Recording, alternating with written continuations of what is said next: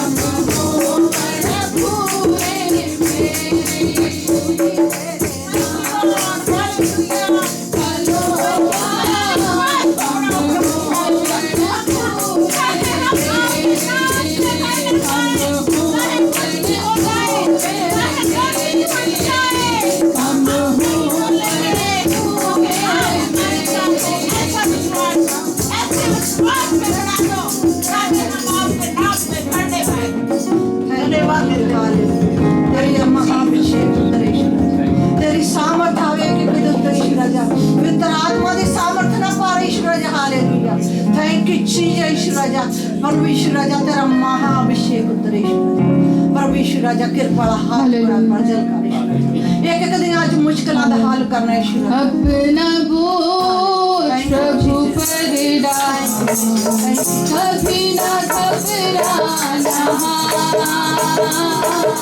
तेरा दरबान करेगा, आश्चर्य कर्म करेगा।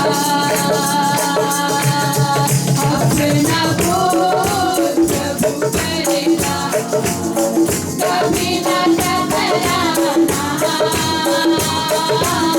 तेरा दरबान करेगा, आश्चर्य कर्म करेगा। भक्तों को भूलेगा नहीं, हमेशा उनकी संभाल करेगा। भक्तों को भूलेगा नहीं, हमेशा उनकी संभाल करेगा। अपना बोझ प्रभु करेगा, कभी ना घबराना, तेरा दरबान करेगा, आश्चर्य कर्म करेगा। चरण हारा हमारी शरण, साए में कर चलता है। चरण हारा हमारी शरण, साए में कर चलता है। अपना बोझ प्रभु करेगा, कभी ना घबराना,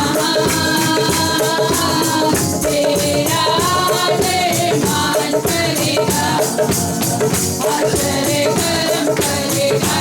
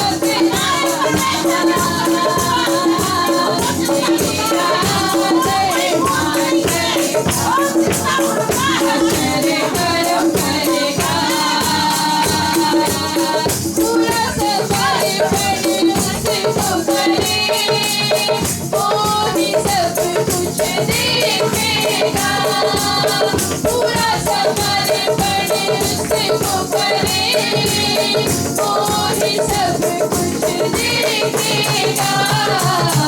अपना बोल प्रभु परेगा, कभी न घबराना, तेरा दरबार करेगा, आश्चर्य कर्म करेगा। प्रभु हमारे साथ रहे, सामना कौन कर पाएगा। यीशु हमारे साथ रहे, सामना कौन कर पाएगा। अपना बोल प्रभु करेगा, कभी न घबराना, तेरा दरबार करेगा, आश्चर्य कर्म करेगा।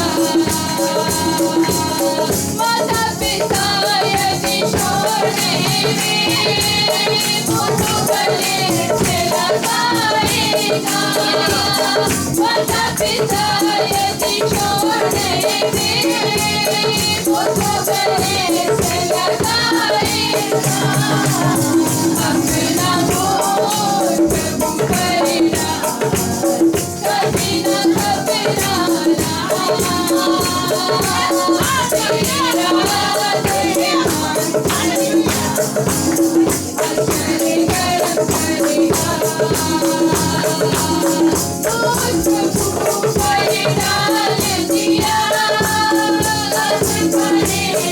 करेगा घबराना। बोल यीशु पर डाल दिया, करेगा घबराना। वो भी दरबार करेगा, आश्चर्य कर्म करेगा। वो भी दरबार करेगा, आश्चर्य कर्म करेगा। यीशु दिया दरबार करेगा,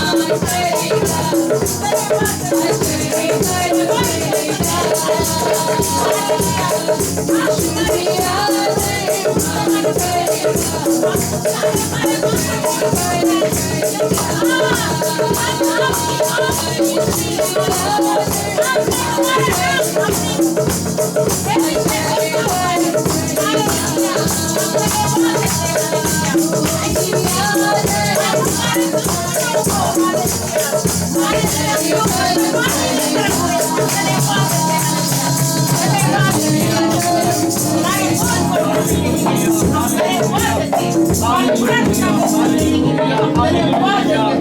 हालेलुया, धन्यवाद है उस प्रभु को, धन्यवाद है उस प्रभु को। हालेलुया, आज हमारा बोझ उठाने के लिए हमारा बीच में प्रभु उपस्थित है। हालेलुया, उस प्रभु को हम धन्यवाद देते हैं। हालेलुया, हमारा बोझ उठाने के लिए। हालेलुया, हमें हमारा बोझ उठाकर यहाँ पे बैठना नहीं है। हालेलुया, बल्कि हमारा बोझ प्रभु के चरण में देखकर हमें हालेलुया स्तुति और आराधना करना है प्रभु को। हालेलुया, धन्यवाद, स्तुति दे प्रभु को। हालेलुया, हमारा बोझ उठाने वाला प्रभु। हालेलुया, हमें हालेलुया खुशी देने वाला प्रभु। हालेलुया, हमारा बोझ हल्का करने वाला प्रभु आज हमारा बीच में, इसलिए धन्यवाद है प्रभु। हालेलुया, साडे गुनाह गलतियां ਨੂੰ ਪਰਮੇਸ਼ਰ ਦਾ ਪ੍ਰਭੂ ਤੂੰ ਨੇ ਆਪਣੇ ਤੇ ਚੁੱਕ ਲਿਆ ਈਸ਼ਵਰ ਰਾਜਾ, ਤੂੰ ਨੇ ਸਾਡੇ ਪਾਪਾਂ ਨੂੰ ਆਪਣੇ ਤੇ ਚੁੱਕ ਲਿਆ ਈਸ਼ਵਰ ਰਾਜਾ। मेरे दयालु महान परमेश्वर, कृपा कर, फजल का रूप दे द्वारा चला, तेरा महाअभिषेक कर। हालेलुया, तूने साडी बेनती ਨੂੰ सुनिया, ਤੁਹਾਡਾ ਧੰਨਵਾਦ ਕਰਦੇ ਬਾਪ ਬੇਟਾ ਨੂੰ ਪਾਕ ਦਾ ਨਾਮ ਮੰਗਦੇ। आमीन, आमीन, आमीन। जय मसीह का सभी को प्रेज़ द लॉर्ड। थोड़े समय के लिए प्रभु को धन्यवाद देता हूँ। प्रभु ने एक और मौका हमारा जीवन में दिया सुबह के टाइम प्रभु के चरण में आने के लिए, प्रभु का धन्यवाद देने के लिए। ये हफ्ते प्रभु ने हम सबको संभाल के रखा। हालेलुया। एक और बार प्रभु के चरणों में आने के लिए प्रभु ने मौका दे, इसलिए धन्यवाद देता हूँ। हालेलुया। सबको मैं आज की इस आराधना में स्वागत करता हूँ। मैं प्रार्थना करता हूँ कि आज हमारा बीच प्रभु का उपस्थिति है। आपकी प्रार्थनाओं का उत्तर प्रभु दे। प्रभु आपको छुए, जैसे हम लोग आए वैसे नहीं, बल्कि पूर्ण शक्ति पाकर, बल पाकर हालेलुया हम वापस जाएंगे। हालेलुया। प्रभु को एक बार हम लोग हाथ उठाकर धन्यवाद देंगे। हालेलुया। हालेलुया। आज हमारा बीच में प्रभु के दास है, मैं उसको टाइम देना चाहता हूँ। पहले पास्टर केसी उमन इंडिया में, केरला में प्रभु की सेवकाई करते हैं। ऐसे ये मेरा रिलेटिव है, मेरा सिस्टर का, मेरा ब्रदर इन लॉ का, जीजा जी का फादर है। तो वो लोग अभी, उनका एक और बेटा यहाँ पे ईस्टमोड़ में रहते हैं, उनके पास वो आए हुए हैं, मगर आज हमारा बीच में है यहाँ। इसके बाद वो इंग्लिश में भी, मलयालम में भी जाके वहाँ पे भी प्रभु का बात से बात करेंगे। पहले उसको मैं टाइम देना चाहता हूँ, वो अपनी गवाही देंगे और प्रभु का वचन से बात भी करेंगे।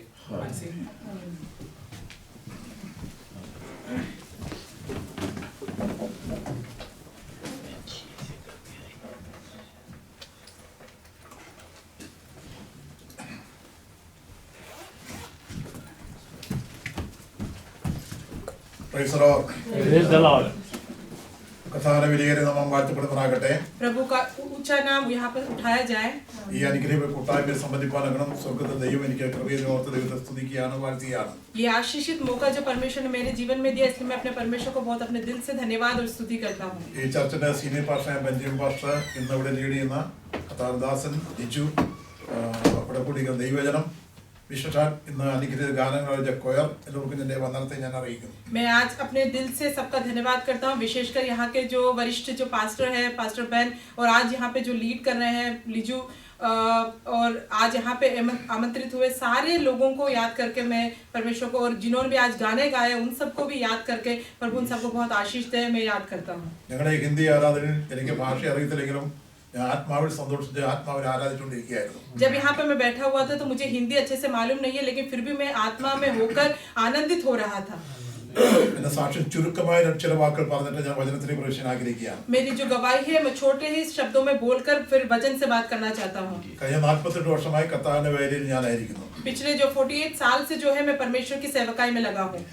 42 വർഷമായി മലബാറിൽ, കേരളത്തിലെ നോർത്ത് കേരളയിൽ ഞാൻ कताने वेले ചെയ്തുകൊണ്ടിരിക്കുകയാണ്. जो 32 साल है वहाँ से जो मैं केरल में जो मलाबार नाम की जगह है वहाँ पे परमेश्वर की सेवकाई कर रहा हूँ. 1982 മുതൽ മലപ്പുറം ജില്ലയിലെ ഞാൻ മുസ്ലിംസിനിടെ വർക്ക് ചെയ്തുകൊണ്ടിരിക്കുകയാണ്. और 1982 से जो मैं जो जगह है वहाँ पे जो मुस्लिम लोग हैं उनके बीच में सेवकाई कर रहा हूँ. മലപ്പുറം ജില്ല എന്ന് പറഞ്ഞാൽ കേരള പാകിസ്ഥാൻ എന്നറിയപ്പെടുന്നത്. मलप्पुरम जो जिला है वो ऐसा जाना जाता है, एक तरीके से जो केरल और पाकिस्तान है वैसा बोलते हैं. 90% मुस्लिम्स, बाकी हिंदुക്കളാണ്. वहाँ पे जो 90% लोग मुस्लिम हैं और बाकी जो लोग हैं 10% वो हिंदू लोग हैं. അവിടുത്തെ പ്രവർത്തനം വളരെ ടഫായ പ്രവർത്തനമാണ്. अनेक എതിർപ്പുകളും മരണത്തെ മുഖമായി കണ്ട अनेक അനുഭവങ്ങൾ ഞങ്ങളുടെ ജീവിതത്തിൽ ഉണ്ടായിട്ടുണ്ട്. वहाँ की जो सेवकाई है बहुत ही मुश्किल है, कई बार मैंने जो है मृत्यु का भी आमना सामना तक किया है. ദൈവം अनेक प्रार्थना ഞങ്ങൾ നിലനിർത്തിക്കൊണ്ടിരിക്കുകയാണ്. लेकिन पर अनेक जो लोग हमारे लिए जो प्रार्थना करते हैं उनकी वजह से हम आज भी टिके हुए हैं. നിങ്ങൾ ഇന്ത്യയിലേക്ക് വരുമ്പോൾ മലബാറിൽ ഞങ്ങളവിടേക്ക് വന്നാൽ ഞങ്ങൾ സ്വാഗതമുണ്ട്. ഞങ്ങളുടെ പ്രവർത്തനം കാണാൻ ഞങ്ങൾ സ്വാഗതം ചെയ്യുകയാണ്. आप लोग अगर इंडिया में आएंगे तो आप लोग जो है सब लोगों को स्वागत है. आप लोग मलबार रीजन वहाँ पे आ सकते हैं और हमारी सेवकाई सब देख भी सकते हैं. നിങ്ങളുടെ പ്രാർത്ഥന ഞാൻ ചോദിക്കുകയാണ്. आप सबकी प्रार्थनाओं को मैं मांगता हूँ. എനിക്ക് ഭാര്യയും 6 മക്കളും 7 കൊച്ചുമക്കളും ഉണ്ട്. मुझे एक पत्नी, 6 बच्चे और जो है मेरे छोटे पोते पोतियां भी है. അനുഗ്രഹപ്പെട്ട ഒരു കുടുംബം കർത്താവ് തന്നിട്ടുണ്ട്. परमेश्वर ने मुझे एक आशीषित एक पारिवारिक जीवन दिया है. അത്രയും മാത്രം പറഞ്ഞ് സാക്ഷി ഞാൻ അവസാനിപ്പിക്കുകയാണ്. उतना ही सिर्फ मैं बोलता हूँ और जो है मेरी गवाही को यहाँ पे समाप्त करता हूँ. നമ്മുടെ സമയത്തിന്റെ പരിമിതിക്കുള്ളിൽ ഞാൻ എന്റെ വിഷയം ഒതുക്കുവാനൊക്കെ ആഗ്രഹിക്കുകയാണ്. मेरे को जितना समय दिया है उस समय के भीतर ही जो भी मेरे विषय है मैं आप लोगों से बांटना चाहता हूँ. ഇന്നത്തെ നമ്മുടെ ചിന്തയ്ക്ക് വേണ്ടി ഫിലിപ്പിയ ലേഖനം 4-ാം അധ്യായത്തിന്റെ 4-ാം വാക്യം നമ്മൾ വായിക്കുകയാണ്. आज जो वचन में से मैं बात करूंगा फिलिपियों की पुस्तक 4:4 हम आज पढ़ेंगे. കർത്താവിൽ എപ്പോഴും സന്തോഷിപ്പീൻ എന്ന് ഞാൻ പിന്നെയും നിങ്ങളോട് പറയുന്നു. इसमें ऐसा फिलिपियो 4:4 में ऐसा लिखा है, प्रभु में सदा आनंदित रहो. मैं फिर कहता हूँ आनंदित रहो. പൗലോസ് ഈ ലേഖനം എഴുതുമ്പോൾ താനെ റോമൻ കാരാഗ്രഹത്തിൽ ബന്ധനസ്ഥനായി കിടക്കുമ്പോഴാണ് ഈ ലേഖനം എഴുതുന്നത്. ये जो लिखा ये कब लिखा हुआ है? जो पौलुस जो था वो जेल कारागृह में था उस वक्त उसने ये लिखा है. ജയിലിൽ കിടന്നുകൊണ്ട് പറയാണ് സന്തോഷിപ്പീൻ, കർത്താവിൽ സന്തോഷിപ്പീൻ നിങ്ങളുടെ ജനത്തെ ഉത്ബോധിപ്പിക്കുകയാണ് ചെയ്യുന്നത്. यहाँ पे ये दिखता है कि वो जब जेल में थे, कारावास में थे, तब बोलते हैं प्रभु में सदा आनंदित रहो, आनंदित रहो। ഈ പുസ്തകത്തില് 16 പ്രാവശ്യം സന്തോഷിപ്പിക്കുന്ന പദം നമുക്ക് കാണാൻ സാധിക്കുന്നുണ്ട്. इस पुस्तक में हम देखते हैं 16 बार लिखा हुआ है आनंदित रहो, आनंदित रहो। ഇന്ന് ഈ പുസ്തകത്തിലെ 4 അധ്യായത്തിൽ നിന്ന് ഫിലിപ്പിയ സഭയുടെ 4 ക്വാളിറ്റിയെ കുറിച്ചാണ് ഞാൻ സംസാരിക്കാൻ ആഗ്രഹിക്കുന്നത്. ये जो 4 अध्याय है उसमें से जो फिलिपिया जो सभा की जो 4 जो विशेषताएं हैं, उन विशेषताओं के बारे में आज आपसे बात करना चाहता हूँ। അതിലെ കൂടുതൽ ചരിത്രത്തിൽ പോയാൽ എനിക്ക് സമയം കിട്ടത്തില്ല, അതുകൊണ്ട് ചുരുക്കിയാണ് പറയാൻ ആഗ്രഹിക്കുന്നത്. मैं ज्यादा उसके भीतर नहीं जा सकता क्योंकि मेरे पास समय की कमी है, लेकिन फिर भी जो समय है उसमें मैं जल्दी से बता दूंगा। അപ്പോസ്തല പ്രവൃത്തി 16 അധ്യായത്തിലാണ് ഫിലിപ്പിയ സഭയുടെ ആരംഭം കുറിക്കുന്ന ചില സംഭവങ്ങൾ കാണുന്നത്. प्रेरितों के 16 में लिखा है, वहां पे ये कलीसिया किस प्रकार उत्पन्न होती है उसके बारे में लिखा है। പെന്തക്കോസ്ത് നാൾ കഴിഞ്ഞ പരിശുദ്ധാത്മാവിഷം പ്രായശേഷമായിട്ട് പൗലോസും സീലാസും അവരെ പ്രവർത്തന വഴി മുന്നോട്ട് നീങ്ങിയാണ്. हम यहाँ देखते हैं जब पवित्र आत्मा मिलके जब बेंतिकोस के दिन में जब पवित्र आत्मा में आते हैं, उसके बाद ये किस प्रकार जो है कलीसिया आरंभ हुई। അവർ ആസിയിൽ വചനം പ്രസംഗിക്കാൻ ആഗ്രഹിച്ചപ്പോൾ പരിശുദ്ധാത്മാവ് അവരെ വിലക്കി. और जब वो प्रभु के वचन को बोलना चाहते थे तो पवित्र आत्मा ने उनको डांटा। വിധുനിയെ പ്രസംഗിക്കാൻ അവിടെയും പരിശുദ്ധാത്മാവ് വിലക്കി. वो दूसरी जगह पे जाकर प्रचार करना चाहते थे, फिर भी उनको पवित्र आत्मा ने डांटा। എന്തുകൊണ്ടാണ് വിലക്കുന്നത് പ്രാർത്ഥിച്ചുകൊണ്ടിരുന്നപ്പോൾ और जब उन्होंने सोचा कि क्यों पवित्र आत्मा बार बार डांट रहा है, हमें उसके बारे में उसको जानना था, तो वो प्रार्थना कर रहे थे उस विषय में। പൗലോസിന് പ്രത്യേക ദർശനം അന്ന് രാത്രികാലം കത്താൻ കൊടുക്കുകയാണ്. तो उस रात्रि को जो है पौलुस ने जो है एक स्वप्न देखा, മക്കോദോനിയക്കാരനായ ഒരു പുരുഷൻ വന്ന് കടന്നു വന്ന് ഞങ്ങൾ സഹായിക്കുന്ന ഒരു കാഴ്ചപ്പാട് അവൻ കാണുകയാണ്. और वो एक देखता है कि मक्केदोनिया से एक आदमी आके उनकी मदद करता है, वो एक स्वप्न में वो देखता है। അങ്ങനെ പൗലോസും സീലാസും മക്കോദോനിയയിലേക്ക് കടന്നു പോവുകയാണ്. और वो देखते हैं कि पौलुस और जो सीलास है वो जो है मक्केदोनिया नाम की जगह पर जाते हैं। പൗലോസിന്റെ രണ്ടാമത്തെ മിഷണറി യാത്രയാണ് നടക്കുന്നത്. यहाँ पे जो है पौलुस की जो दूसरी जो मिशनरी यात्रा है वो यहाँ पे होती है। അങ്ങനെ മക്കോദോനിയയുടെ പ്രധാന പട്ടണമായ ഫിലിപ്പിയ പട്ടണത്തിൽ ചെന്ന് ചേർന്നു. और वहाँ मक्केदोनिया के जो एक फिलिपिया नाम की एक छोटी नगरी थी, वहाँ पे वो पहुंच जाते हैं।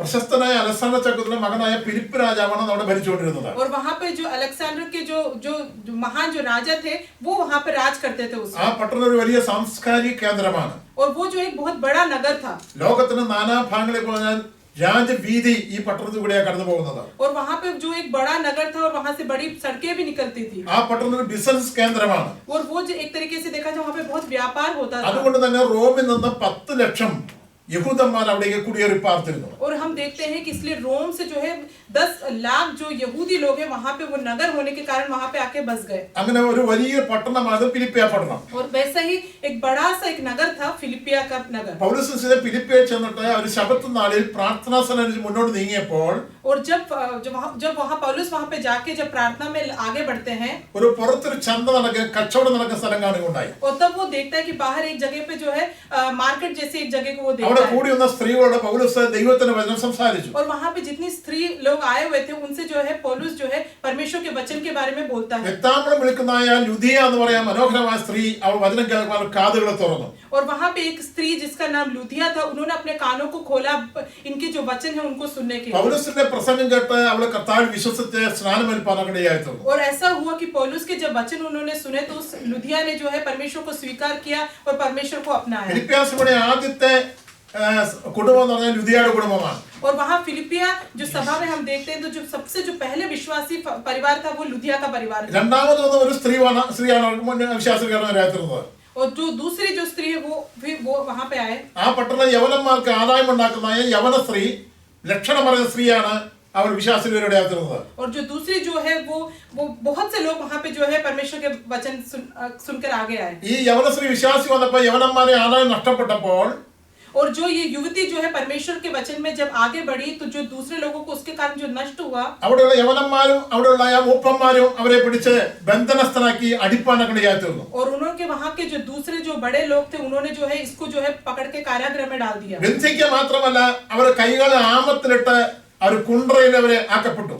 और यहाँ तक कि ऐसा लिखा है कि उनके जो हाथों को पकड़ के उसको बंदी गृह जैसा बना के बंदी उसको जेल में डाला। നോക്കുക, ആസിയിൽ പ്രസംഗിക്കുന്നത് പറഞ്ഞു, വിധനി പ്രസംഗിക്കുന്നത് പറഞ്ഞു, രണ്ട് സ്ഥലം പറഞ്ഞു പരിശുദ്ധാത്മാവ് നീങ്ങിയ ആ ദൈവദാസന്മാർ മക്കോദോനിയയിൽ ചെന്ന് ഫിലിപ്പിയ പട്ടണത്തിൽ പ്രസംഗിച്ചപ്പോൾ അവർക്ക് ശമ്പളമാണ് അടിയിലെ പാടിയ തുറന്നത്. और यहाँ पे हम देखते हैं ये जो दो महान जो प्रचार करने वाले लोग हैं, कई जगह पे इन्होंने प्रचार किया, लेकिन जब वो फिलिपिया नगर में जब वो आए और जब वहाँ प्रचार करने लगे तो उसका परिणाम उनको जो है प्रशंसा के बदले उनको जो है मार पीट और जो है उपद्रव का सामना करना पड़ा. പൗലോസിനെ ശീലാസിനെ കൈ ബന്ധിച്ചിരിക്കുന്നു, കാലാമത്തിനിടയിൽ കൈകാല് ചനക്കാൻ കഴിയത്തില്ല. और पौलुस और सीलास को ऐसा इनके हाथ जो है उन्होंने चेन से बांधा हुआ है, उनके पैर जो है बंदी बना रखा है. ശരീരമെല്ലാം അടികൊണ്ട് മുറിവേൽക്കപ്പെട്ടതാണ് അവര്.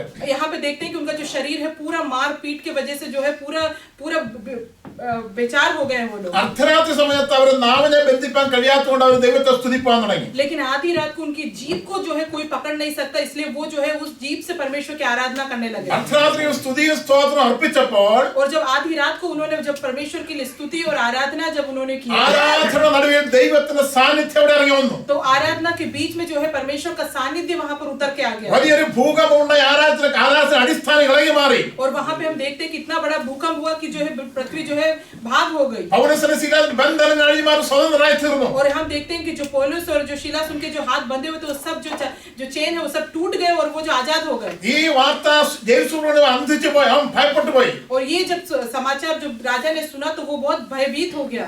ജെറുസലേമിൽ തന്നെത്താൻ ആത്മഹത്യാനകണം വാളെടുത്ത് വെട്ടാൻ തുടങ്ങിയപ്പോൾ और यहाँ पे ऐसा लिखता है कि जो जेल का जो वहाँ पे आदमी खड़ा हुआ था इनकी देखभाल करने के लिए, जब उसने ये देखा तो वो खुद को आत्महत्या करने के लिए तलवार तक उसने ले लिया. പൗലോസ് പറഞ്ഞു, നിനക്കൊരു ദോഷം ചെയ്യരുത്. तो पौलुस उस प्रकार उनसे बोलता है कि तू कुछ भी हानि मत करना अपने. ഉടനെ ജെറുസലേമിൽ ഞാൻ രക്ഷകനാകാൻ എന്ത് ചെയ്യണമെന്ന് ചോദിക്കുന്നു. तो वो जो जेल सुप्रीम वहाँ पे था वो पूछता है कि मेरे को भी रक्षा प्राप्त करना है, उसके लिए मैं क्या करूँ. കർത്താവായ യേശു വിശ്വസിക്കാതെ നീ നിന്റെ കുടുംബം രക്ഷ പ്രാപിക്കുമെന്ന് പറഞ്ഞു. तो वो उसने ऐसा बोला, अगर यीशु मसीह पर अगर तू और तेरा घराना विश्वास करेगा तो तुम लोग जो है आजादी पाओगे. അവിടെയാണ് ഫിലിപ്പിയ സഭയുടെ ആരംഭം കാണുന്നത്. और वहाँ पे हम देखते हैं फिलिपिया की जो सभा है उसका उत्पन्न होना. ഈ ഫിലിപ്പിയ സഭയുടെ ചരിത്രമാണ് ഇത്രയും നേരം പറഞ്ഞത്. इतनी देर मैंने आपको जो बोला वो ये बताया कि फिलिपिया सभा का आरंभ कैसे हुआ. ഈ സഭയുടെ 4 ക്വാളിറ്റിയെ കുറിച്ച് ഞാൻ പറയാൻ ആഗ്രഹിക്കുന്നത്. आज मैं चाहता हूँ कि ये जो फिलिपिया जो सभा है उसकी 4 विशेषताएं आप लोगों के सामने बांटूं. ഈ പട്ടണം ഞാൻ നേരത്തെ പറഞ്ഞ 10 ലക്ഷം യഹൂദന്മാർ കുടിയേറി പാർത്തിരിക്കുന്നു. मैंने जैसे पहले बताया कि ये नगर वही नगर है जहाँ पे 10 लाख जो यहूदी लोग आकर बसे हुए. അവിടുത്തെ ക്രമസമാധാനത്തിന് അവിടെ ഫിലിപ്പ് രാജാവ് 10,000 പേരെ റിക്രൂട്ട്മെന്റ് പോലീസിലേക്ക് എടുക്കുണ്ടായി. और ऐसा हुआ कि वहाँ की जो है सबको कंट्रोल करने के लिए वहाँ के राजा ने उसमें से 10,000 लोगों को जो है नियुक्त कर दिया. രണ്ടാം ഘട്ടം 6,000 പേരെ റിക്രൂട്ട് ചെയ്തു. और उसके बाद जो है 6,000 लोगों को और जो है भर्ती किया गया. അങ്ങനെ പൗലോസ് കാരാഗൃഹത്തിൽ കിടക്കുമ്പോൾ അവനെ കാക്കുവാനൊക്കണം പടയാളികളെ ഏൽപ്പിക്കപ്പെട്ടിട്ടുണ്ട്. और ऐसा हुआ कि जब पौलुस को जब कारागृह में डाला तो उसकी जो रखवाली करने के लिए वहाँ पे दूसरे सैनिकों को मौजूद किया. 1:13 വാക്യം ഇങ്ങനെ വായിക്കുന്നത്, 1:13 में इस प्रकार लिखा है, എന്റെ ബന്ധനങ്ങൾ ക്രിസ്തു നിമിത്തമാകുന്ന അകപടപ്പെടുന്നതൊക്കെ ഞാൻ എല്ലാവർക്കും തെളിവായി അവിടെ വിവരിച്ചു കൊടുക്കുകയാണ് ചെയ്യുന്നത്. यहाँ पे 13 में ऐसे लिखा है, यहाँ तक कि सारी पलटन और शेष सब लोगों में यह प्रकट हो गया है कि मसीह के लिए मैं कैद हूँ. പൗലോസിനെ ശീലാസിനെ എന്താണ് ആ കാരാഗൃഹത്തിൽ അയച്ചപ്പോൾ അവർക്ക് കാവൽ നിൽക്കുന്ന പടയാളികളോട് തന്റെ കയ്യിലെ ചങ്ങല കാണിച്ചുകൊണ്ട് പറയാണ്, ഞാൻ ക്രിസ്തു നിമിത്തമാണ് ഇത് അനുഭവിക്കുന്ന പറഞ്ഞുകൊണ്ട് സുവിശേഷം പങ്കുപോകാൻ തീർന്നു. यहाँ पे हम देखते हैं जो पौलुस और सीलास जो कारागृह में थे उनके हाथ बंधे हुए थे, तो भी वो जो उनके हाथों में जो बंदी बनाया हुआ था वो उन सैनिकों को दिखाकर बोलते हैं कि मैं आज यहाँ पे हूँ, तो वो भी मैं मसीह के लिए. और वहाँ पे भी वो जो है उन लोगों को परमेश्वर के सुसमाचार को सुनाते हैं. ചരിത്രം പറയുന്നത് പൗലോസിന്റെ പാരാവുന്ന സകല പടയാളികളും സുവിശേഷത്താൽ രക്ഷിക്കപ്പെടുന്ന ചരിത്രം പറയുന്നത്. और इस प्रकार जो है इतिहास बताते हैं कि वहाँ पे जितने भी जो लोग थे वहाँ पे जो भी सैनिक थे वो सब जो है उन्होंने सबने ईश्वर को स्वीकार किया. അതിന് ക്വാളിറ്റിയിലേക്ക് വരികയാണ്. 1-ാം അധ്യായത്തിൽ 5-ാം വാക്യം ഞാൻ വായിക്കുന്നു. 1-ാം നാൾ മുതൽ ഇതുവരെയും സുവിശേഷ ഘോഷണത്തിൽ നിങ്ങൾക്കുള്ള കൂട്ടായ്മ നിമിത്തം ഞാൻ നിങ്ങളെ ഓർക്കുമ്പോഴൊക്കെയും ദൈവത്തിന് സ്തോത്രം ചെയ്യുന്നു. यहाँ पे जो है मैं पहले जो विशेषता है उनके बारे में बताना चाहता हूँ. फिलिपिया 1:5 में इस प्रकार लिखा है, इसलिए कि तुम पहले दिन से लेकर आज तक सुसमाचार के फैलाने में मेरे सहभागी रहे हो. ഫിലിപ്പിയ സഭയുടെ ഒന്നാമത്തെ ക്വാളിറ്റി ആ സഭ സുവിശേഷീകരണത്തിൽ മുൻപിൽ നിൽക്കുന്ന സഭയായിരുന്നു. जो फिलिपिया सभा की जो पहली विशेषता ये है कि वो सुसमाचार फैलाने में सबसे आगे खड़ा रहता था. ആ സഭയുടെ ക്വാളിറ്റി, ആ സഭയിലെ എല്ലാ വ്യക്തികളും, പാസ്റ്റർ മാത്രമല്ല എല്ലാവരും അവർ രക്ഷിച്ച യേശുവിനെ കുറിച്ച് ജനത്തോടറിയിക്കുന്ന പ്രവണത അവർക്കുണ്ടായിരുന്നു. और उस सभा की उस कलीसिया की ये अच्छी विशेषता ये थी कि वहां पे सिर्फ पास्टर लोग ही नहीं बल्कि जो भी लोग थे हर एक जन जो है प्रभु यीशु मसीह के जो परमेश्वर के बारे में वो सुसमाचार को सुनाते थे। इस तो आज मेरे सामने बैठे हुए हर एक जन से मैं आज आपसे ये बोलना चाहता हूँ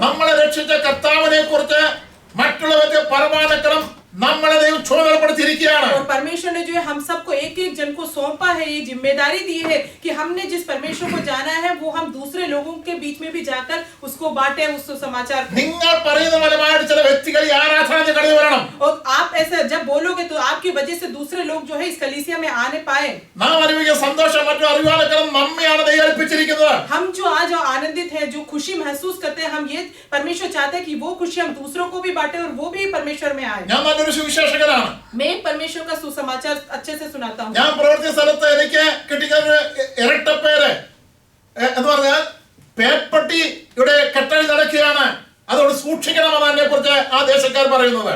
मैं जहाँ पे काम करता हूँ वहाँ पे मुझे जो लोगों ने जो मेरा दूसरा नाम रखा है वो ये रखा है कि एक कुत्ते के समान है, इससे सावधान रहना क्योंकि ये हर जगह घूमता रहता है।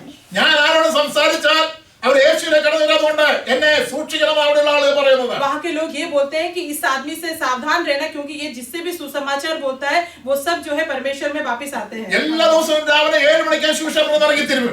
हर दिन सुबह 7 बजे जो है अपने घर से निकल जाता हूँ सुसमाचार सुनाने के लिए। मेरा जो जीवन का मकसद ही यही है कि सुसमाचार सब लोगों के बीच में बांटता हूँ।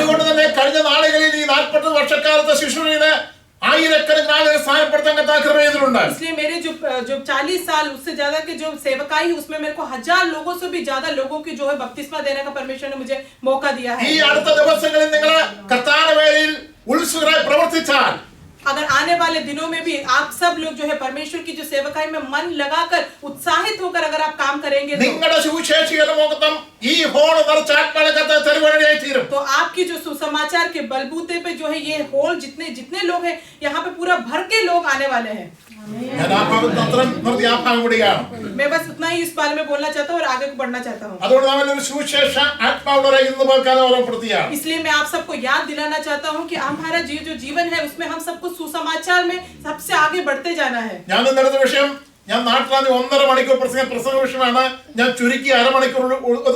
आज जो मैं आप लोगों से प्रचार कर रहा हूँ उसके लिए मुझे जो है 1.5 घंटे की जरूरत है, लेकिन मैं आज जो है जल्दी आपको थोड़े से समय में बता के आगे निकल रहा हूँ। परमेश्वर की पवित्र आत्मा आज तुम सबको ये याद दिलाता है कि तुमको परमेश्वर के सुसमाचार को फैलाने में बहुत जोर शोर से काम करना पड़ेगा। दूसरी जो विशेषता है मैं आपसे ये बताता हूँ, जो उसका 14 और 15वां वाक्य,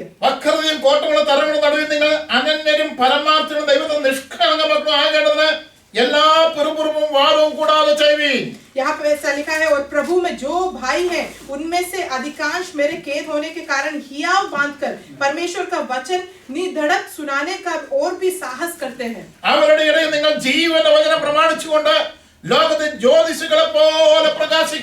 यहाँ पे से कुछ तो डाह और झगड़े के कारण मसीह का प्रचार करते हैं और कुछ भली इच्छा से 2 का 14-15 है। फिलिपिया 2 का 14 और 15, सब काम बिना कुड़कुड़ाए और बिना विवाद के किया करो ताकि तुम निर्दोष और भोले होकर टेढ़े और हठीले लोगों के बीच परमेश्वर के निष्कलंक संतान बने रहो, जिनके बीच में तुम जीवन का वचन लिए हुए जगत में जलते दीपकों के समान दिखाई देते हो।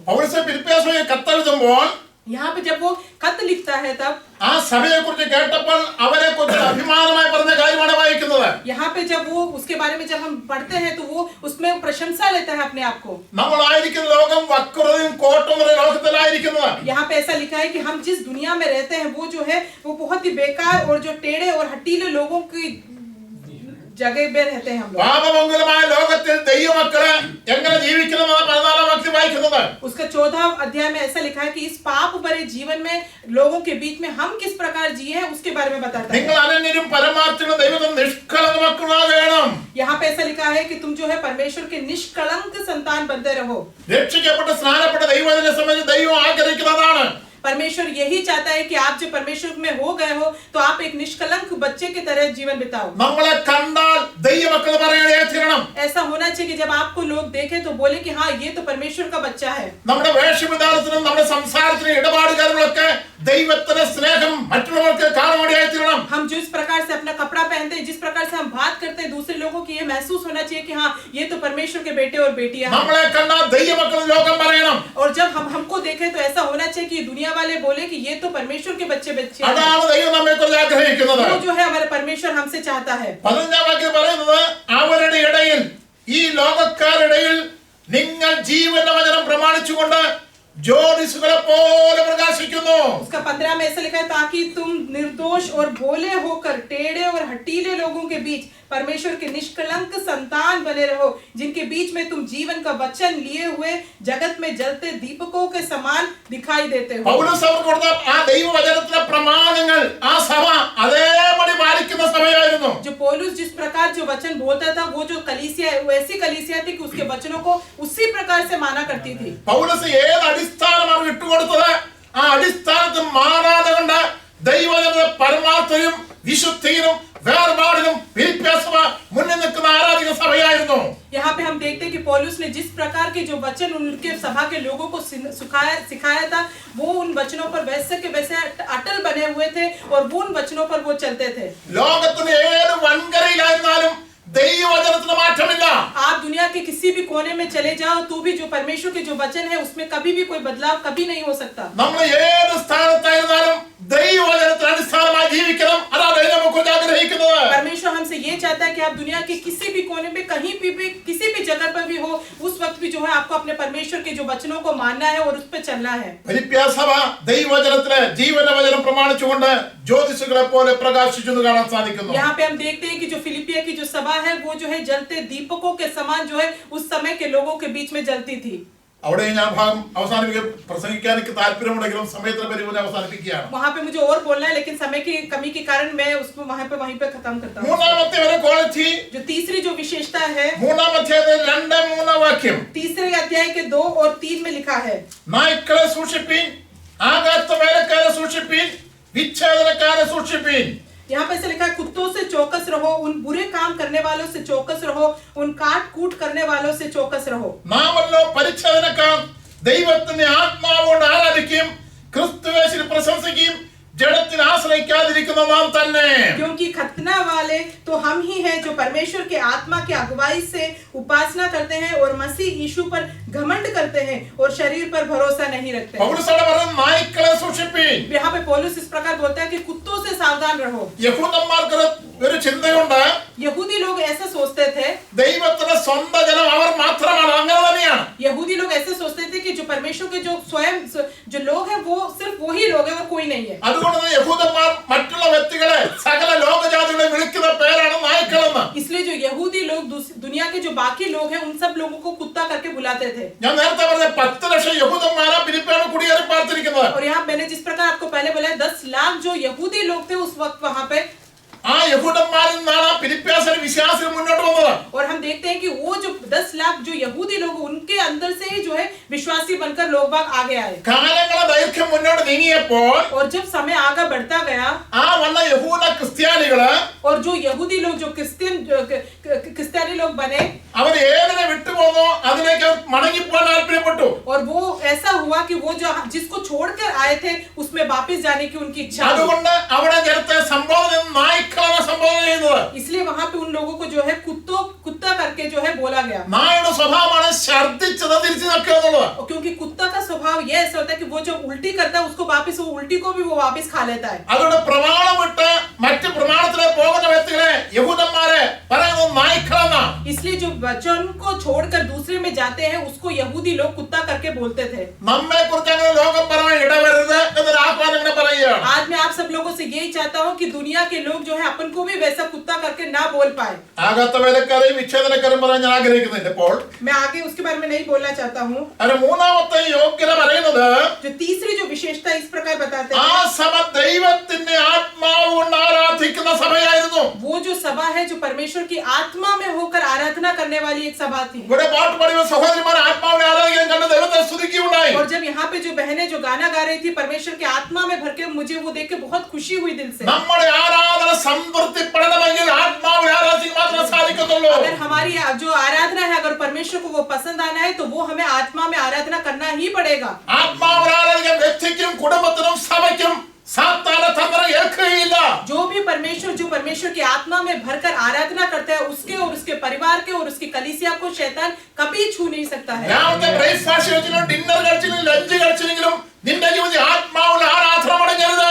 अगर तूने जीवन में सुबह ब्रेकफास्ट या लंच या डिनर भी नहीं खाया तो भी कोई दिक्कत नहीं, लेकिन तेरे जीवन में हर एक दिन तुझे आत्मा में भरकर आराधना करना है। വീണ്ടെടുക്കപ്പെട്ട ദൈവത്തോട് ദൈവം ആഗ്രഹിക്കുന്നത് ആത്മാവിൽ ആരാധിക്കണമെന്നുള്ളതാണ്. परमेश्वर क्योंकि यही चाहता है कि उसके चुने हुए जो लोग हैं वो आत्मा में भरकर उसकी स्तुति आराधना करें। ഞങ്ങൾ മഞ്ചേരിയിൽ പ്രവർത്തിച്ചുകൊണ്ടിരുന്നപ്പോൾ जब हम मंजेरी नामक जगह पर जब परमेश्वर का काम ഞങ്ങളുടെ करते थे, പ്രവർത്തനം തകർക്കുവാനുള്ള കോണം जो हमारी जो सेवकाई उसको पूरी से नष्ट ആ करने के लिए, വിചാര പ്രവർത്തനം മന്ത്രവാദം ചെയ്തുകൊണ്ട് അനേകർ മുന്നോട്ട് വരികയുണ്ടായി. तो वहाँ पे हमने देखा बहुत से लोगों ने हमारी जो सेवकाई को नष्ट करने के लिए जादू टोना वो सब किया उन लोगों ने। അവിടുത്തെ ഏറ്റവും വലിയ മന്ത്രവാദി പറഞ്ഞ കാര്യം പറയുകയാണ്, मैं आज ही आप लोगों को बताता कि वहाँ के जो सबसे बड़े जो मंत्रवादी जो आदमी था उसने ये बोला, ഞങ്ങളെ തകർക്കാൻ വേണ്ടിയാണ് മന്ത്രവാദം ചെയ്യുന്നത്. इनको जो है नष्ट करने के लिए हम जो है जो जादू टोना करते हैं। അദ്ദേഹം ചെയ്തപ്പോൾ അദ്ദേഹം കണ്ട കാഴ്ച പറഞ്ഞ ഇപ്രകാരമാണ്, लेकिन उसने जब वो कर रहा था हमको नष्ट करने के लिए तो उसने जो देखा वो उसने इस प्रकार बोला, ആ പള്ളിയിലെ അച്ഛന്റെ ഭവനത്തിൽ അടുക്കാൻ കഴിയത്തില്ല. तो वो बोलता है कि जो कलीसिया के जो पादरी उसके घर के पास वो पहुंच नहीं पा रहे हैं,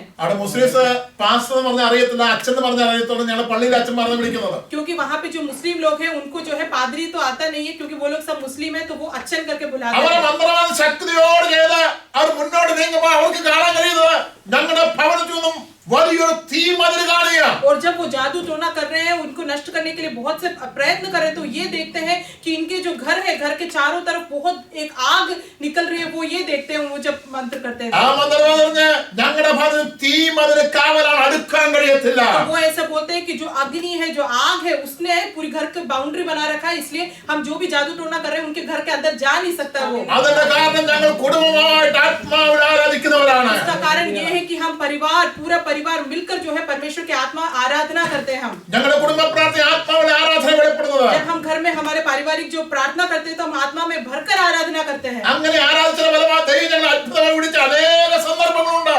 इसलिए जब हम इस प्रकार प्रार्थना करते हैं ऐसे बहुत से मौके हैं जब परमेश्वर ने हमें अद्भुत रीति से उन लोगों के बीच में से हमको बचाया है। ആത്മാവിൽ ആരാധിക്കുന്ന വ്യക്തിയെ ഒരു ദുർശക്തി തൊടാൻ കഴിയത്തില്ല. इसलिए जो भी आत्मा में भरकर आराधना करता है उसको कोई भी दुष्ट आत्मा और शक्ति जो है उसको छू नहीं सकती है। ആത്മാവിൽ ആരാധിക്കുന്ന വ്യക്തിയെ സാത്താൻ കണ്ട് വിറയ്ക്കും. और जो भी आत्मा में आराधना करता है शैतान जो है उसको देखकर कांपता है और डरता है। ഫിലിപ്പിയരുടെ മൂന്നാമത്തെ ക്വാളിറ്റി അവർ ആത്മാവിൽ ആരാധിക്കുന്ന സഭയായിരുന്നു. फिलिपिया सभा की जो तीसरी विशेषता यही थी कि वो जो लोग थे वो आत्मा में भरकर आराधना करते थे। നാലാമത്തെ ഒരു ക്വാളിറ്റിയെ കുറിച്ച് ചിന്തിക്കാം. जो चौथा जो विशेषता है उसके बारे में मैं बताता हूँ। നാലാമത്തെ 10ാം വാക്യം, जो चौथा है उसका 10वां अध्याय में लिखा है, നിങ്ങൾ പിന്നെയും എനിക്ക് വേണ്ടി വിചാരിപ്പാൻ തുടങ്ങിയതിനാൽ ഞാൻ കർത്താവിൽ വളരെ സന്തോഷിച്ചു. मैं प्रभु में बहुत आनंदित हूँ कि अब इतने दिनों के बाद तुम्हारी चिंता मेरे विषय में फिर जागृत हुई है। മുമ്പേ തന്നെ നിങ്ങൾക്ക് വിചാരമുണ്ടായിരുന്നു, എങ്കിലും അവസരം കിട്ടിയില്ല. निश्चय तुम्हें आरंभ में भी इसका विचार था पर तुम्हें अवसर न मिला। അതിലെ 14-15 വാക്യം ഞാൻ വായിക്കട്ടെ. उसका 14 और 15वां वाक्य भी मैं बोलता हूँ, എന്റെ കഷ്ടതയിൽ നിങ്ങൾ കൂട്ടായ്മ കാണിച്ചത് നന്നായി. तो भी तुमने भला किया कि मेरे क्लेश में मेरे सहभागी हुए। ഫിലിപ്പിയിലെ സുവിശേഷ ഘോഷണത്തിന്റെ ആരംഭത്തിൽ ഞാൻ മക്കതോന്യ പുറപ്പെട്ടാണ് നിങ്ങൾ മാത്രമല്ലാതെ ഒരു സഭയും വരവിന് കാണിച്ചില്ല, എനിക്ക് കൂട്ടായ്മ കാണിച്ചില്ല എന്ന് നിങ്ങൾ അറിയുന്നുവല്ലോ. इसमें 15 में ऐसा लिखा है, हे फिलिपियो तुम आप भी जानते हो कि सुसमाचार प्रचार के आरंभ में जब मैं मकिदुनिया से विदा हुआ तब तुम्हें छोड़ और किसी मंडली के लेने देने के विषय में मेरी सहायता नहीं की। 16-ാം വാക്യം വായിക്കുന്നു, തെസ്സലോനിക്കയിലും എന്നെ ബുദ്ധിമുട്ട് തീർപ്പാൻ നിങ്ങൾ 1-2 വട്ടം അയച്ചു തന്നുവല്ലോ. मैं 16वां अध्याय भी पढ़ता हूँ, इसी प्रकार जब मैं थिस्सलुनीका में था तब भी तुमने मेरी घटी पूरी करने के लिए एक बार क्या वरन 2 बार कुछ भेजा था। ആ സഭയുടെ ക്വാളിറ്റി കഷ്ടപ്പെടുന്ന ദൈവസഭകളെയും ദൈവദാസന്മാരെയും കൈത്താങ്ങൽ കൊടുക്കുന്ന മനോഭാവമുള്ള സഭയായിരുന്നു വായിപ്പാൻ കഴിയുന്നത്. हम यहाँ पे देखते हैं उस कलीसिया की ये विशेषता थी कि जो लोग भी कष्ट में जो परमेश्वर के कलीसिया जो कष्ट में है दुख में है उनको जो है वो हाथ बढ़ाकर उनकी सहायता करती थी।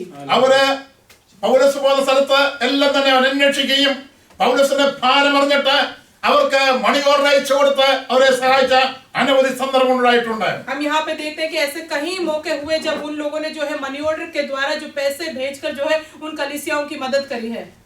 മക്കതോന്യ പുറപ്പെട്ടാല് അവന്റെ വരവേകാലം ഈ സഭ മാത്രമാണ് അവർ ശ്രദ്ധിച്ചു വായിക്കുന്നത്. हम यहाँ पे देखते हैं मक्केदोनिया से विदा हुए. ഫിലിപ്പിയെ മാത്രമല്ല തെസ്സലോനിക്ക ചെന്നപ്പോഴും അവന് കൈത്താങ്ങൽ ചെയ്തു കൊടുക്കാൻ കാണാൻ കഴിയുന്നുണ്ട്. यहाँ पे हम देखते हैं कि सिर्फ फिलिपिया में नहीं थिस्सलुनीका में भी जब वो गए तो वहां पर भी उनको जो है पैसे भेजकर उनकी मदद करी. അതുകൊണ്ട് നമ്മുടെ ജീവിതത്തിൽ നമുക്ക് നന്മകളെ കർത്താവിന്റെ വേലയ്ക്ക് വേണ്ടി കൊടുക്കാൻ നമ്മൾ നല്ല സന്നദ്ധരായിരിക്കണം. इसलिए हमें ऐसा होना चाहिए जो परमेश्वर ने आशीष हमारे जीवन में दिए हम जो है उसको दूसरों के बीच में भी बांटे. അർഹിക്കുന്നവരെ കണ്ടെത്തി അവർ കൂട്ടായ്മ കാണിക്കാൻ വേണ്ടിയാണ് ദൈവം നമ്മോട് ചോദിച്ചിരിക്കുന്നത്. परमेश्वर ने हमें इसलिए बुलाया कि हम ये जाने पहचाने कौन है इसके हकदार उनको वहां पे मदद पहुंचाकर उनकी मदद करें. നമ്മുടെ സുഭിക്ഷം മറ്റുള്ള ദുർഭിക്ഷത്തിനുള്ളതാണ്. जो हमारी जो आशीष है वो दूसरों की भलाई के लिए हो पाए. നമ്മുടെ സമ്പത്ത് എനിക്കും ഭാര്യയ്ക്കും മക്കൾക്ക് വേണ്ടി മാത്രമുള്ളതല്ല, കഷ്ടപ്പെടുന്ന ദൈവമക്കൾക്ക് വേണ്ടിയുള്ളത് ഇന്ന് പകൽക്കാലം ഓർമ്മപ്പെടുത്തുകയാണ്. आज की सुबह मैं आपको ये याद दिलाना चाहता हूँ कि हमारे घर में जो भी आता है वो सिर्फ मेरे और मेरे परिवार, मेरे पति पत्नी, बच्चों के लिए तक नहीं सीमित होना चाहिए. उसको दूसरे जगह पे जो भी लोग जिसके हकदार है जो मदद चाहते हैं उनको आप लोगों को बांटना है उसे. മഞ്ചേരി സെന്ററില് എന്നോടുകൂടെ 13 സഭകളും 15 കർത്തൃദാസന്മാരും വേല ചെയ്യുന്നുണ്ട്. मंजेरी सभा जब वहाँ पे मेरे साथ जो है बहुत से कलीसिया भी है और बहुत से पास्टर्स लोग भी है. 18 പ്രവർത്തനമായിരുന്നത്. वहाँ पे जो 18 जो थी सेवकाई थी. സാമ്പത്തിക ക്ലേശം കൊണ്ട് 5 പ്രവർത്തനം മറ്റൊരു സെന്റർ വിട്ടു കൊടുക്കുകയുണ്ടായി. वहाँ पे पैसों की कमी के कारण जो 5 जो लोग थे वहाँ से छोड़ के दूसरी जगह पे चले गए. മുസ്ലിങ്ങളുടെ നടുവിൽ കഴിഞ്ഞ 40 വർഷമായി ഞങ്ങൾ കർത്താവിനെ വേല ചെയ്യുകയാണ്. मुस्लिमों के बीच में हम जो है पिछले 40 साल से ज्यादा जो परमेश्वर के हम सेवकाई कर रहे हैं. തികച്ചും വിശ്വാസം മാത്രമാണ് ഞങ്ങളുടെ പ്രവർത്തനം മുതൽ മുടക്കായിരിക്കുന്നത്. हमारी जो आज भी जो सेवकाई सिर्फ इस बलबूते पे चल रही है कि हमारा जो परमेश्वर पे जो विश्वास है. ഞങ്ങൾക്ക് ഇതുവരെ സ്ഥിരമായിട്ട് ഒരു സ്പോൺസർമാരെ ലഭിച്ചിട്ടില്ല.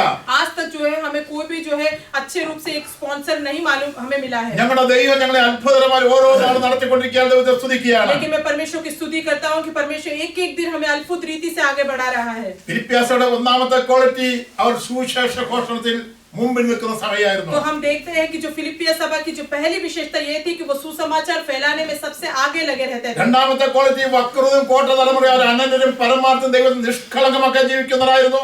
അതോടൊപ്പം തന്നെ ജീവന്റെ വചനം പ്രമാണിച്ചു ജീവിച്ചവരായിരുന്നു. और दूसरी विशेषता हम ये देखते हैं कि ये दुनिया जो पाप भरी और बेकार दुनिया के बीच में ये लोग जो थे वो परमेश्वर में निष्कलंक होकर परमेश्वर की जो सेवकाई पूरे दिल से करते थे. മൂന്നാമത്തെ ക്വാളിറ്റി ഒരു ആത്മാവിൽ ആരാധിക്കുന്ന സഭയായിരുന്നു. और तीसरी जो विशेषता ये थी कि वो जो है परमेश्वर की आत्मा में भरकर आराधना करने वाली एक सभा. നാലാമത്തെ ക്വാളിറ്റി ആ സഭ അവർ സാമ്പത്തികം മറ്റുള്ളവർക്ക് അർഹത കൊടുക്കുന്ന സഭയായിരുന്നു. और जो चौथी विशेषता ये कि ये इस प्रकार की कलीसिया थी जो उनको जो भी आशीष मिलता था वो दूसरे लोगों को जो लोग थे उनको बांटती थी. ഈ സഭയുടെ ക്വാളിറ്റി ഇന്ന് നിങ്ങളുടെ മുന്നിൽ വെച്ചിരിക്കുകയാണ്. आज ये जो कलीसिया की जो 4 विशेषता है आज मैं आप लोगों के सामने वो ഈ विशेषता ക്വാളിറ്റി പാലിച്ചുകൊണ്ട് എന്റെ ജീവിതം പാലിച്ചുകൊണ്ട് മുന്നോട്ട് ഞാൻ തീരുമാനമെടുക്കും. आप में से कौन ऐसे हैं जो ये जो 4 विशेषताओं को अपने जीवन में स्वीकार करके आगे बढ़ने के लिए आप मानना चाहते हैं. ഞാൻ സമയം പാലിക്കുവാൻ നിഷ്കർഷയോടെ വെച്ചുകൊണ്ട് ഞാൻ വാക്കുകൾ ഉപസരിക്കുകയാണ്. मैं समय का बहुत पालन करता हूँ इसलिए मैंने जो वचन बोले थे उसको मैं अभी समाप्त करने जा रहा हूँ. കഴിഞ്ഞ ഞായറാഴ്ച എനിക്ക് 40 മിനിറ്റ് സമയം അനുവദിച്ചാണ് ഒരു ഗസ്റ്റ് വന്നു. അദ്ദേഹത്തിന് ആദ്യം സമയം കൊടുത്തു. അദ്ദേഹം കൂടുതൽ സമയം കൊടുത്തു. पिछले बार मेरे को आने का मौका मिला लेकिन कोई गेस्ट था तो उसने 40 मिनट का समय मुझे दिया था लेकिन जो गेस्ट है उनको समय ज्यादा ले लिया तो मेरे को समय नहीं मिल पाया. ലാസ്റ്റ് എനിക്ക് 15 മിനിറ്റാണ് കിട്ടിയത്. सिर्फ मुझे 15 मिनट लास्ट का ആ मिला. 13 മിനിറ്റ് കൊണ്ട് ഞാൻ എന്റെ പ്രസംഗം അവസാനിപ്പിക്കുകയുണ്ടായി. लेकिन वो 15 मिनट में भी मैंने 13 मिनट में जो है बोल के समाप्त कर ലിജി दिया. എനിക്ക് അനുവദിച്ച സമയം 10 മണിയാണ്. जिन्होंने जो मुझे टाइम दिया वो 10 बजे का टाइम था. 10:30 ഇപ്പോൾ 2 മിനിറ്റ് കൂടെ ഞാൻ വാക്കുകൾ ഉപസംഹരിക്കുകയാണ്. तो मेरे को 10:30 बजे का टाइम दिया था लेकिन 2 मिनट में और मैं खत्म कर दूंगा. ഇന്ന് പകൽക്കാലം ഇങ്ങനെ അവസരം തന്ന ഈ സഭയ്ക്കും ദൈവദാസന്മാർക്കും എന്റെ വന്ദനം അറിയിക്കുകയാണ്. लेकिन मैं आज की सुबह आप सबको मैं जो इस प्रकार जो एक मौका मिला जो इसलिए मैं यहाँ की कलीसिया के पादरी का और सब लोगों का बहुत दिल से धन्यवाद देता हूँ. എന്റെ മുഖം നിങ്ങൾ ഒപ്പിയെടുത്ത് വിചാരിക്കുകയാണ്. എന്റെ മുഖം നിങ്ങൾ ഫോട്ടോ എടുത്ത് വിചാരിക്കുകയാണ്. आप मेरा जो चेहरा है आप याद करना कौन सा मेरा चेहरा. നിങ്ങൾ ഓർക്കുമ്പോഴൊക്കെ മലബാറിലെ ഞങ്ങളുടെ പ്രവർത്തനം ഓർത്ത് പ്രാർത്ഥിക്കണം. जब भी आप मेरा चेहरा जब याद रखोगे तो मलाबार रीजन के उसकी सेवकाई के लिए आप लोग दुआ करना. ഈ ഫിലിപ്പിയാസ് ക്വാളിറ്റി ഏറ്റെടുക്കണം. ये जो फिलिपिया सभा की जो विशेषता है मैं चाहता हूँ आप अपने जीवन में उसको अपनाएं. അതിനുവേണ്ടി കർത്താവ് നമ്മളെ സഹായിക്കട്ടെ. ദൈവം നമ്മെ അനുഗ്രഹിക്കുമാറാകട്ടെ. परमेश्वर हम सबको बहुत आशीष दे और बरकत दे. എനിക്ക് ട്രാൻസ്ലേറ്റ് സൃഷ്ടിക്കാൻ നന്ദി അറിയിക്കുകയാണ്. जिन्होंने ट्रांसलेट किया उनको भी मैं धन्यवाद देता हूँ. हालेलुया.